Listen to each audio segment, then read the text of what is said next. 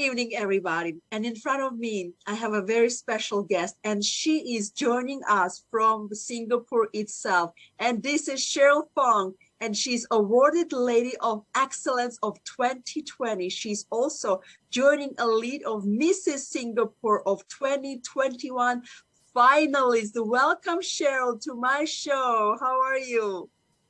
Yes, thank you, Iluna, for inviting me to this show. I'm so excited. I'm great. I'm feeling great. Just feeling a bit nervous.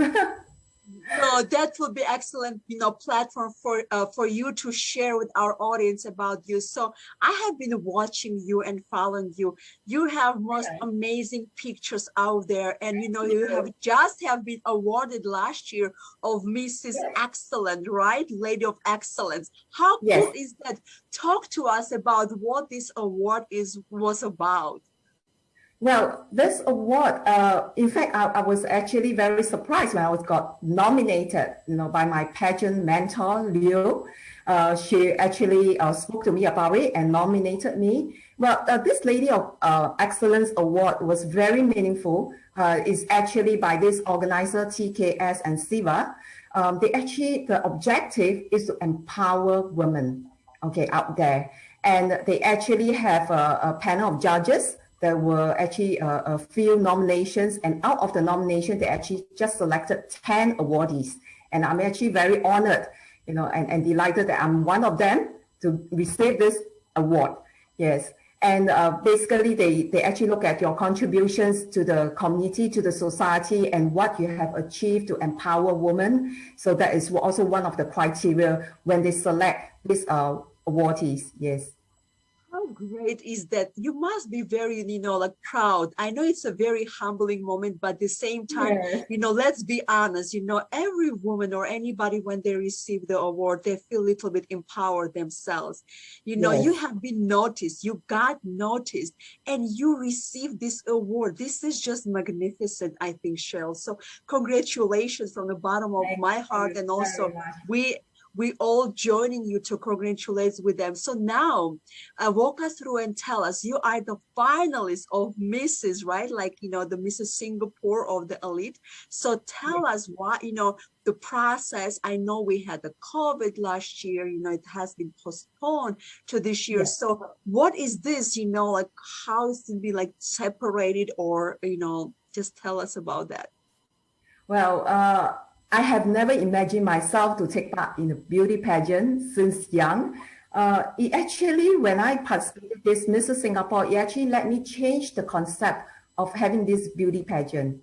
Because, a lot of people, they think that beauty pageant is about just beauty, just be beautiful, and that's it. And I just, when I actually approached this organizer, also same organizer by TKS and SIVA, they have this objective is also empowering women, but they also looking at your overall. That means including your character, your contributions, and your own charisma, and what you actually can do to empower women. So I feel that it's a very good platform, and I thought that it's a good chance for me, because I think I'm having some midlife crisis, many years, trying to find myself. And I think that this is a good platform, especially when I'm very involved in community work. I actually volunteer for my Buddhist organization under Soka Kakai International. And at the same time, I'm also a grassroots leader in Singapore. At the same time, I also volunteer myself as a caregiver trainer in mental illness. And I thought that this is a very good platform for me to reach out, to advocate, especially mental illness, and for giving hope and courage, especially for caregivers who's taking care of family members who are mentally ill. So I think this part, I hope that I can do much more than that. Yeah. You are doing a lot more. And like I said, I have been following you, every time I have like a guest coming into my show, that means I have found some kind of special thing in them that I think they will be the perfect one for the show, that they can inspire, some uniqueness in them. And I saw your pictures are very powerful, very confident, and you're very photogenic. And I know that behind every strong woman, there's always a story behind that. And I know you went, through your life, some kind of like in the midlife, like some kind of depression. Would you mind sharing with us, where it started, why it started, and how you're going about it right now? Okay. Well, I actually had depression when I was in my late teens. So it just started, well, there was a lot of factors that actually evolved for having this. Basically, it's also of my, childhood. I went through a lot. A lot of things in my life. And basically also, I would like to share here, I'm actually a molest victim, right? So when I was younger, so I thought that, these are all the factors that contribute that for me ended up of having depression, because I'm also a thinker. I like to think a lot in my life. I like to plan ahead in my life, like 30 years, 40 years, when I was just only like a 15 years old girl. Yeah, so this is something that actually attribute a lot. And when I went through this journey, it was very, very tough, because during that time, you don't really have much support from the society and from the medical side. Of course, they have the mental institution in Singapore, but there's not much so-called support, like especially like caregiving. Family members do not know how to, at that time, they did not know how to handle such situation. Mm-hmm. So everything, I have to do it myself. I have to like learn to encourage myself, but that's not easy, because I went through like almost like 10 over years and having medications for almost 7 years to control my depression. I'm actually suffering from major depressive disorder. So it was a very tough journey, but I was still very grateful that I have my greatest support from my husband. He was there for me all the time. And of course, my parents. And basically, when I overcame this depression, when I was in my mid-30s, I was really delighted. And I feel at that moment, I felt that, I had this mission to really reach out to help more people who are going through all these things. And over this journey in my life, beside my own depression, actually, I'm also right now a caregiver for my 3 family members who are suffering from some form of mental illness, dementia, anxiety disorder, and also depression. So I volunteer myself as a caregiver trainer with this organization. It's a non-profit organization in Singapore. It's called Caregivers Alliance Limited. So I volunteer myself as a trainer there to actually to give hope and courage to more caregivers, and to let them to understand what is self-care, which is so important in our daily life. Yes. Yeah, that is a great story, that you're using your past, your pain, to help somebody else right now. And I tell it to everybody, sometimes our life throws us, I'm expecting, pain, but it's up to us to whether we become bitter or we become better. And you chose to become, better, to help others, and use your pain, devastation, and, the suffering and tears and fear to build somebody else's life and help them to achieve their future and have a bright, focus and achieving their dreams as well. So this is amazing. And today, Cheryl, I would like you to speak to the one person right now. How would you want to encourage them and empower them, who is maybe like, went through the illness and, suffering right now, or like trying to help their loved ones who are, suffering with the mental illness. So talk to them right now. Yeah, sure.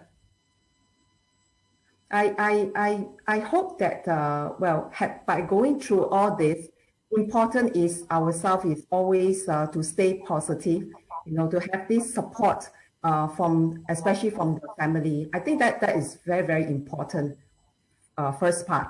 But for ourselves, it's very important to self-care for ourselves, whether you are a caregiver or whether you are actually going through depression, because there's a lot of time you just forget about ourselves. We think that it's just end of the world.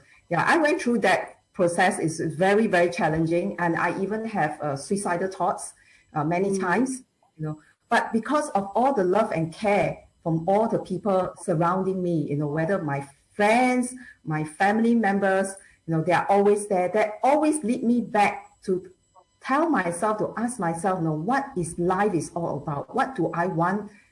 What am I living for at this moment? You know, so that's the thing that actually helped me to realize that, hey, you know, there's a lot of things out there, you know, there's a lot of things that you can achieve out there. And there's a lot of people that might be going through even worse than you that actually need help. And what are you doing here at this moment? You know, so that's the part that I actually have my own self-realization on that. And that's where actually lead me to start to tell myself that I need to take care of myself, you know, to change myself. And I have to say that I'm very grateful also to my mentor in life, Dr. Daisaku Ikeda. He has been very, very encouraging. Every time, you know, when I read his articles, his encouragement, he's always there, you know, to really support everyone, including myself, which I often write letters to him and he replied to my letters, you know, just with very simple words that actually warm my heart, that actually let me going until now. So I guess the support from whether from your faith organization, whatever faith that you are in, you know, that is very important, that you always go back to your prime point in your life. What do you want to achieve in your life? What do you want to live out for your life? I think that is a very important part that we need to always go back to there. Yes. And, you know, you're not the first one that says that, you know, when you have a problem, do not do it yourself or by yourself. You have to ask for help. You know, do not go through the suffering, pain alone, because it will be worth, you know, you will be lonely on the way. And when there's a two people or three, that's when the help and hope is there for you. So no matter what you guys are going through, you know, please reach out to somebody, ask for help. There's always somebody out there who is willing to help you. Don't do it alone.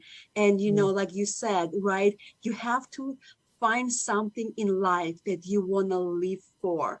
But not everybody, unfortunately, have that desire, or even, you know, in their stage, you know, during the depression. So we're just really asking you right now, guys, reach out for the help.